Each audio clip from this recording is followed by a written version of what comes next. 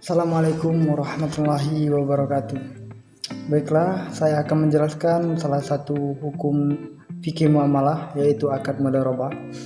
Nah, secara bahasa, mudharabah diambil dari bahasa Arab, yaitu darabah, yang berarti memukul atau berjalan. Nah, secara lebih spesifik, dijelaskan bahwa memukul itu yaitu proses seseorang memukul kaki saat menjalankan bisnis. Sedangkan mudharabah, menurut istilah, ialah akad antara dua pihak yang saling menanggung.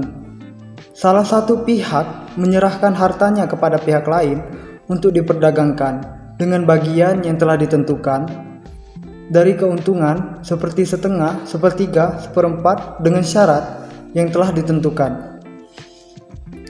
Nah, dari dua pengertian mudharabah secara istilah dan bahasa tadi dapat dimaknai mudharabah adalah sebagai perjanjian kerjasama bisnis antara kedua belah pihak, di mana pihak pertama yang sebagai pemilik dana atau sahibul mal menyediakan seluruh dana 100%, sedangkan pengelola dana sebagai pihak kedua yang berfungsi sebagai pengelola.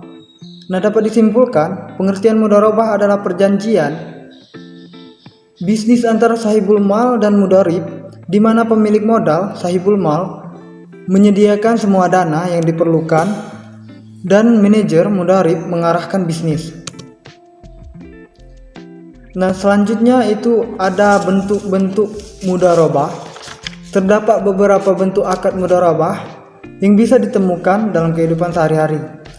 Yang pertama itu ada mudharabah muqayyadah, di mana mudharabah muqayyadah adalah akad kerjasama antara dua pihak atau lebih yang dibatasi jenis usaha, jangka waktu, atau lokasi tertentu.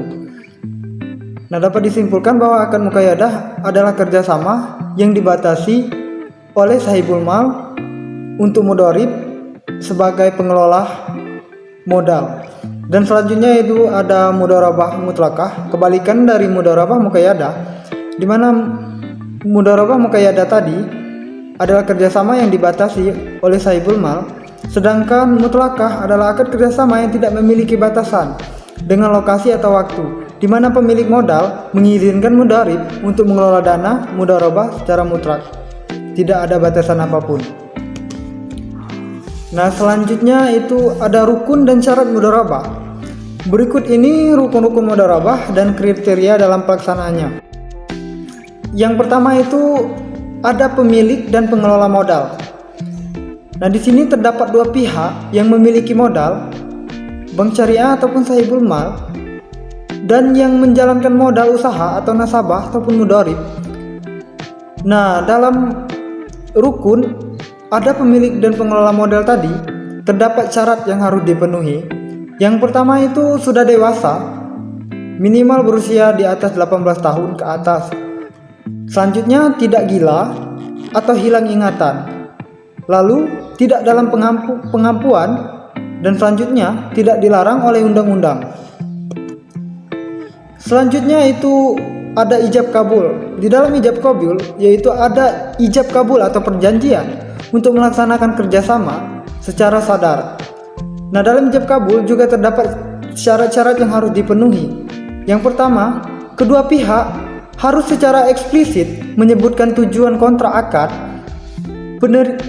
dan juga selanjutnya ada penerimaan dan penawaran modal dilakukan bersamaan dengan pembuatan kontrak. Syarat selanjutnya yaitu akad dituangkan dalam bentuk tertulis, korespondensi atau cara-cara modern lainnya. Lalu ada rukun yang ketiga yaitu adanya modal. Nah, dalam adanya modal ini, modal usaha berupa uang diberikan kepada mudharib atau nasabah dengan syarat pertama, diketahui jenis dan jumlahnya oleh kedua belah pihak. Modal berbentuk uang atau barang yang dapat ditakar nilainya. Selanjutnya, modal tidak dalam bentuk piutang mudharib. Dan yang terakhir, saat modal diserahkan, mudharib menerimanya secara langsung.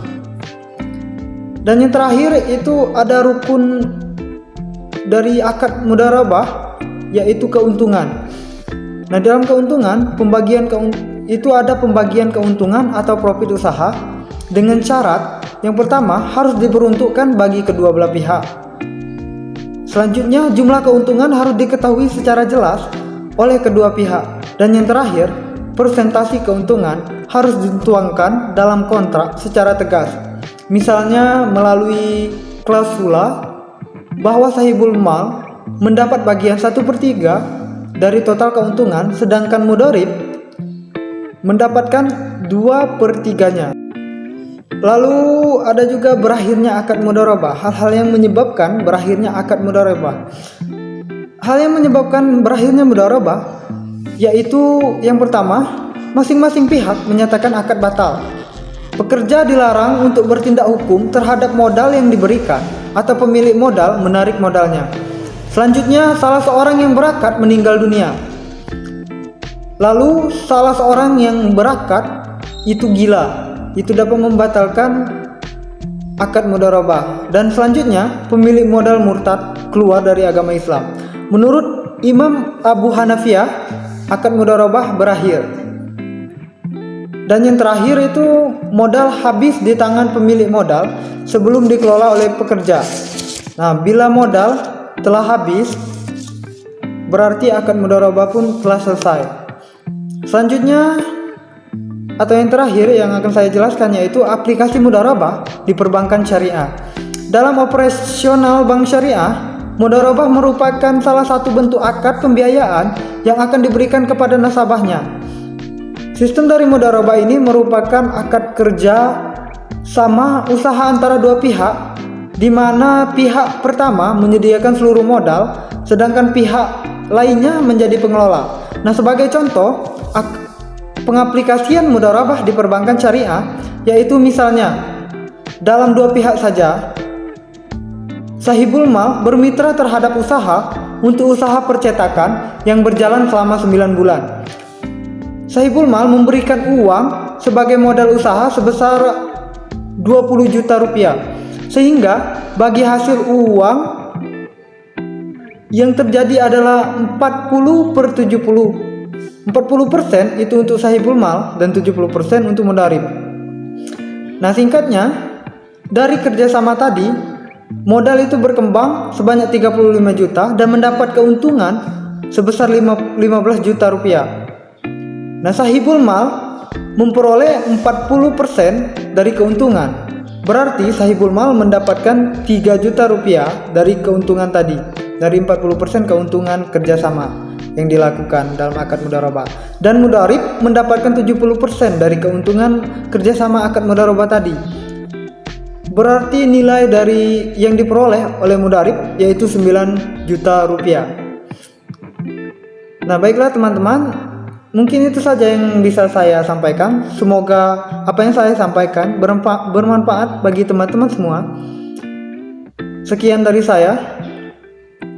Wassalamualaikum warahmatullahi wabarakatuh.